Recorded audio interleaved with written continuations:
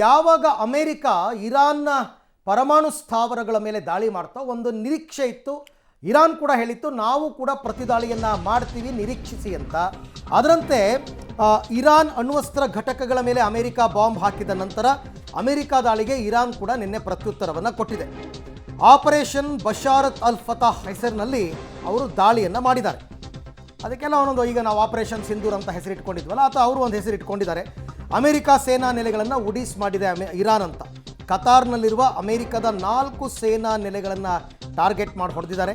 Qatar, Kuwait, Bahrain ಮೇಲೆ ಮಿಸೈಲ್ಗಳ ಸುರಿಮಳೆಗೈದಿದೆ Iran ಅಂತಕ್ಕಂಥದ್ದು. ನಾನು ಆಗಲೇ ಹೇಳ್ತಾ ಇದ್ದೆ, ಅಮೇರಿಕ ಅಲ್ಲಲ್ಲಿ ಇರಾನ್ನ ಸುತ್ತಮುತ್ತಲಲ್ಲೇ ಬೇರೆ ಬೇರೆ ದೇಶಗಳಲ್ಲಿ ವಾಯುನೆಲೆಗಳನ್ನು ಹೊಂದಿದೆ.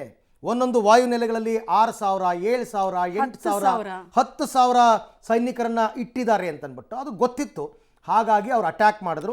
ಆಮೇಲೆ ಇರಾನ್ ಡೈರೆಕ್ಟ್ ಅಮೆರಿಕ ಹೊಡೆಯಕ್ಕಾಗಲ್ಲ, ಹಾಗಲ್ಲ. ಯಾಕಂದ್ರೆ 12,000 ಕಿಲೋಮೀಟರ್ನ ಟ್ರಾವೆಲ್ ಮಾಡಬೇಕಾಗತ್ತೆ ಅಂತ ಕ್ಷಿಪಣಿಗಳು ಯಾವುದು ಕೂಡ ಇಲ್ಲ. ಜೊತೆಗೆ ಅವರಿಗೆ ಮಧ್ಯದಲ್ಲಿ ಎಲ್ಲೂ ಕೂಡ ನಿಮಗೆ ಇದು ಸಿಗಲ್ಲ, ಬೇರೆ ದೇಶಗಳ ಸಪೋರ್ಟ್ ಕೂಡ ಸಿಗಲ್ಲ, ಫ್ಯೂಯಲಿಂಗ್ ಎಲ್ಲ ಅದಕ್ಕೋಸ್ಕರ. ಸೊ ಹಾಗಾಗಿ ಎಲ್ಲೆಲ್ಲಿ ಇತ್ತು ಅಂತಕ್ಕಂಥದ್ದನ್ನು ಮ್ಯಾಪಲ್ಲಿ ತಾವು ಗಮನಿಸ್ತಾ ಇದ್ದೀರಾ. ಮಧ್ಯಪ್ರಾಚ್ಯದಲ್ಲಿ ಅಮೆರಿಕದ ಸೇನಾ ನೆಲೆಗಳು ಎಲ್ಲೆಲ್ಲಿ ಅಂತ. ಬಹ್ರೇನ್ನಲ್ಲಿ ನೇವಲ್ ಸಪೋರ್ಟ್ ಆಕ್ಟಿವಿಟಿ ಬಹ್ರೇನ್ ಅಂತನ್ಬಿಟ್ಟು, ಬಹ್ರೇನ್ ದೇಶದಲ್ಲಿ ವಾಯುನೆಲೆ ಇದೆ ಅಮೆರಿಕದ್ದು. ಆಕ್ಚುಲಿ ಇದು ದೊಡ್ಡ, ಇಷ್ಟು ವಾಯುನೆಲೆಗಳಲ್ಲಿ ಅತಿ ದೊಡ್ಡ ವಾಯುನೆಲೆ ಇದು. ಮತ್ತೆ ಇಲ್ಲಿ ರೀಫ್ಯೂಲಿಂಗ್ ಅಂತ ಹೇಳ್ಬಿಟ್ಟು ಎಲ್ಲೇ ಎಕ್ಸರ್ಸೈಸ್ ಮಾಡ್ತಾ ಇದ್ರು ರೀಫ್ಯೂಲಿಂಗ್ ಅಂತ ಇಲ್ಲಿಗೆ ಬರಬೇಕಾಗುತ್ತೆ ವಿಮಾನಗಳು. ಓಕೆ, ಇನ್ನು ಕತಾರ್ನಲ್ಲಿ ಕೂಡ ಇದೆ ಅಲ್ ಉದೈದ್ ಏರ್ ಬೇಸ್ ಅಂತನ್ಬಿಟ್ಟು. ಏರ್ ಬೇಸ್ಗಳಂತಂದ್ರೆ ಏನು, ಬೇರೆ ದೇಶದ ಜಾಗವನ್ನು ಅಮೆರಿಕ ತನ್ನ ಇದಕ್ಕೋಸ್ಕರ ಬಳಸ್ಕೊಳ್ಳುತ್ತೆ. ಅವ್ರು ಕೊಟ್ಟಿರ್ತಾರೆ ಜಾಗವನ್ನು, ಈಗ ಬಾಡಿಗೆಗೆ ಮನೆ ಕೊಟ್ಟಂಗೆ ಕೊಟ್ಟಿರ್ತಾರೆ ಅಂತ.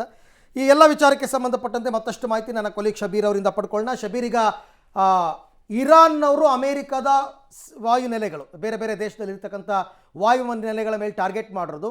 ಅಮೇರಿಕ ಹೇಳೋ ಪ್ರಕಾರ ಸಣ್ಣ ಮಟ್ಟದ ದಾಳಿ, ಎಲ್ಲ ಕ್ಷಿಪಣಿಗಳನ್ನು ಹೊಡೆದುರುಳಿಸಿದ್ದೇವೆ ಅಂತ. ಆದರೆ ವಾಸ್ತವಾಂಶ ಏನು, ಏನೇನು ನಾಶ ಆಗಿದೆ ಅಂತ? ಅರವಿಂದ್, ಅಮೆರಿಕ ಏನೇ ಹೇಳಿದ್ರು ಕೂಡ ಒಂದಿಷ್ಟು ದಾಳಿ ಅಥವಾ ಒಂದಿಷ್ಟು ಆಸ್ತಿ ಪಾಸ್ತಿಗಳು ನಾಶ ಆಗುವಂಥದ್ದು ಬಹಳ ಸ್ಪಷ್ಟವಾಗಿ ಮ್ಯಾಪ್ಗಳಲ್ಲಿ ಕಾಣಿಸ್ತಾ ಇರುವಂಥದ್ದು.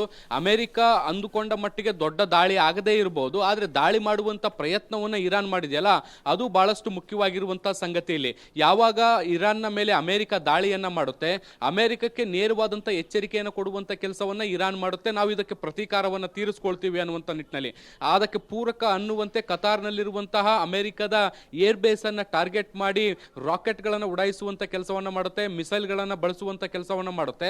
ಅದನ್ನ ಬಹುತೇಕ ಹೊಡೆದುರುಳಿಸುವಂತ ಪ್ರಯತ್ನಗಳನ್ನ ಮಾಡಿದ್ರು ಕೂಡ ಕೆಲವು ಮಿಸೈಲ್ಗಳು ಆ ಒಂದು ಏರ್ ಬೇಸ್ ನ ಒಳಗಡೆ ಬಿದ್ದಿದ್ದಾವೆ ಅನ್ನುವಂಥದ್ದು ಕೂಡ ಗೊತ್ತಾಗ್ತಾ ಇದೆ. ಆದ್ರೆ ಅಮೆರಿಕಕ್ಕೆ ದೊಡ್ಡ ಪ್ರಮಾಣದ ಹಾನಿ ಅಂದ್ರೆ ಯುದ್ಧ ವಿಮಾನಗಳ ಹಾನಿ ಆಗಿಲ್ಲ, ಆದ್ರೆ ಅಲ್ಲಿರುವಂತ ಇನ್ಫ್ರಾಸ್ಟ್ರಕ್ಚರ್ ಡ್ಯಾಮೇಜ್ ಆಗಿರುವಂತದ್ದು ಈಗಾಗಲೇ ಗೊತ್ತಾಗ್ತಾ ಇರುವಂತದ್ದು. ನಾವು ಸ್ಯಾಟಲೈಟ್ ಇಮೇಜ್ ಗಳಲ್ಲೂ ಕೂಡ ಗಮನಿಸಿದ್ರೆ ಆ ದೃಶ್ಯಗಳು ಕೂಡ ಕಾಣಿಸುತ್ತೆ.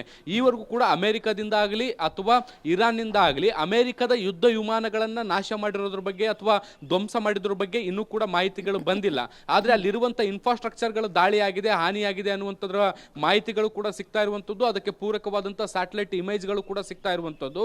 ಮುಖ್ಯವಾಗಿ ಇಲ್ಲಿ ನಾನು ಆಗ್ಲೇ ಹೇಳದಂತೆ ಅಮೆರಿಕದ ವಿರುದ್ಧವೇ ಇರಾನ್ ಪ್ರತೀಕಾರಕ್ಕೆ ಮುಂದಾಗಿದೆಯಲ್ಲ, ಆ ನಿರ್ಧಾರವನ್ನು ತೆಗೆದುಕೊಂಡಿದೆ, ಆ ದಾಳಿಯನ್ನ ಎಕ್ಸಿಕ್ಯೂಟ್ ಮಾಡುವಂತ ಪ್ರಯತ್ನ ಮಾಡಿದೆಯಲ್ಲ, ಇದು ಇರಾನ್ನ ಯುದ್ಧದ ತೀವ್ರತೆಯನ್ನು ತೋರಿಸುತ್ತೆ. ಅಥವಾ ಯಾವ ಕಾರಣಕ್ಕೂ ಕೂಡ ನಾವು ಜಗ್ಗಲ್ಲ ಅನ್ನುವಂಥ ನಿಟ್ಟಿನಲ್ಲಿ ತನ್ನ ನಿಲುವನ್ನು ಪ್ರದರ್ಶಿಸುವಂತ ಕೆಲಸವನ್ನ ಮಾಡಿರುವಂಥದ್ದು. ಇಸ್ರೇಲ್ ದಾಳಿಯನ್ನ ಮಾಡುತ್ತೆ, ಅದಕ್ಕೆ ಪ್ರತಿ ದಾಳಿಯನ್ನ ಇರಾನ್ ಮಾಡುತ್ತೆ. ಇದು ಹೊಸದಲ್ಲ. ವಿಶ್ವದ ದೊಡ್ಡಣ್ಣ ಅಥವಾ ವಿಶ್ವದ ಅತ್ಯಂತ ಪ್ರಭಾವಶಾಲಿ ದೇಶ ಅಂತ ಕರೆಸ್ಕೊಳ್ಳುವಂತ ಅಮೆರಿಕ ದಾಳಿ ಮಾಡಿದಂಥ ಸಂದರ್ಭದಲ್ಲೂ ಅದಕ್ಕೆ ಪ್ರತಿಕ್ರಿಯೆಯನ್ನು ಇರಾನ್ ಕೊಡುತ್ತೆ ಅನ್ನುವಂಥದ್ದಾದ್ರೆ ಇರಾನ್ ಯಾವ ಹಂತಕ್ಕೆ ಸಜ್ಜಾಗಿ ನಿಂತಿದೆ ಅನ್ನುವಂಥದ್ದನ್ನು ಕೂಡ ನಾವಿಲ್ಲಿ ಗಮನಿಸಬೇಕಾಗತ್ತೆ. ರೈಟ್, ಥ್ಯಾಂಕ್ ಯು ಶಬೀರ್, ತಮ್ಮ ಎಲ್ಲ ಮಾಹಿತಿಗಾಗಿ ಧನ್ಯವಾದ.